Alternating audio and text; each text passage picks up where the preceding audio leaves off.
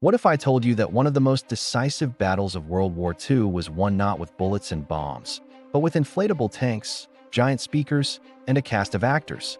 It sounds like a Hollywood movie plot, but this is the incredible true story of the Ghost Army. Picture this. It's 1944. The Allies are about to launch D-Day, the largest seaborne invasion in history. Everything hinges on surprise. The Germans know an attack is coming, they just don't know where. So, how do you trick Hitler's entire war machine into looking the wrong way? You create a phantom army. This top-secret unit was officially called the 23rd Headquarters Special Troops, but they became known as the Ghost Army. It was a hand-picked group of about 1,100 men, but these weren't your typical soldiers. They were artists, architects, sound engineers, and actors. Their mission was to fight a war of illusion, to conjure up entire divisions out of thin air and fool the German high command. Their arsenal was truly one of a kind. Instead of heavy steel tanks, they had inflatable rubber ones. A 40-ton Sherman tank could be inflated in minutes and carried by just 4 men. From the air, these rubber decoys were indistinguishable from the real thing. Imagine German reconnaissance pilots flying over, spotting hundreds of tanks massed for an attack. They'd radio back in a panic, completely unaware they'd been tricked by balloons.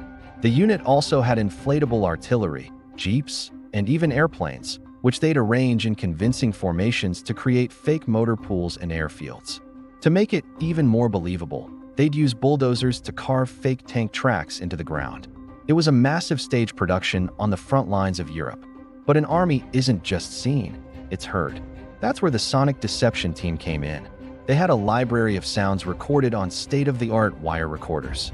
We're talking about the rumble of tank columns, the shouts of soldiers, the clatter of construction, the entire symphony of a military force on the move. They would mount massive speakers on trucks, drive them near enemy lines at night, and blast these recordings for hours. They could make a few hundred men sound like a 30,000-strong division preparing for an assault.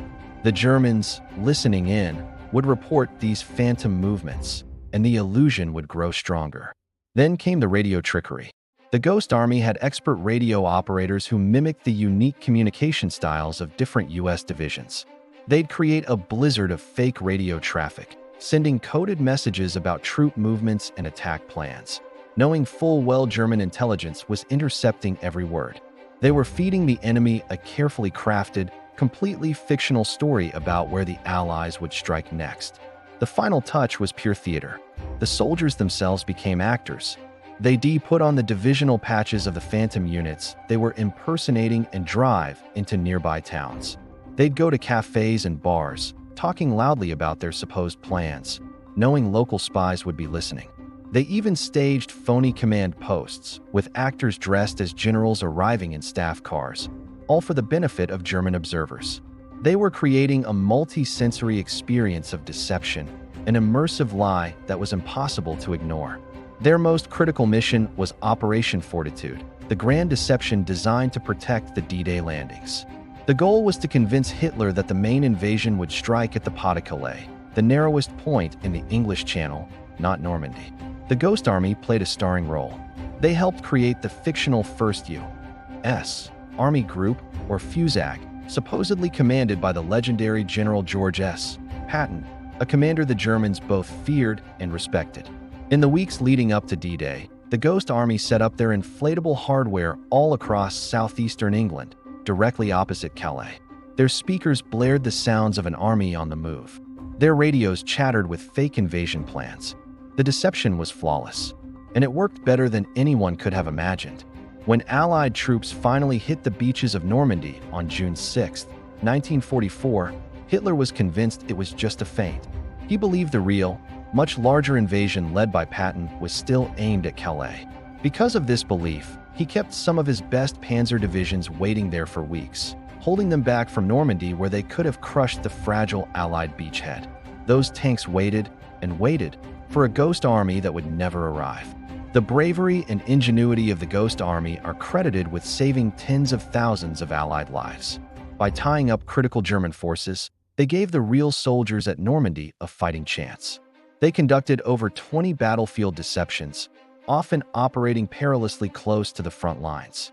If their cover was ever blown, this small, lightly armed unit would have been annihilated.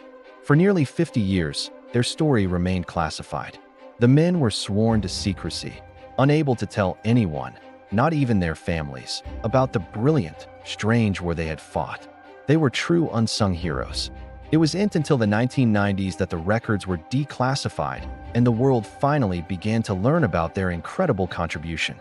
In 2022, the men of the Ghost Army were awarded the Congressional Gold Medal, one of America's highest honors.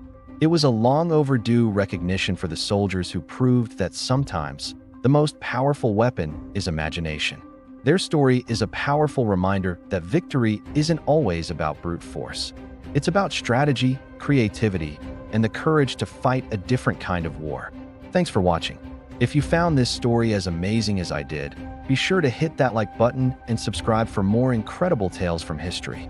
See you next time.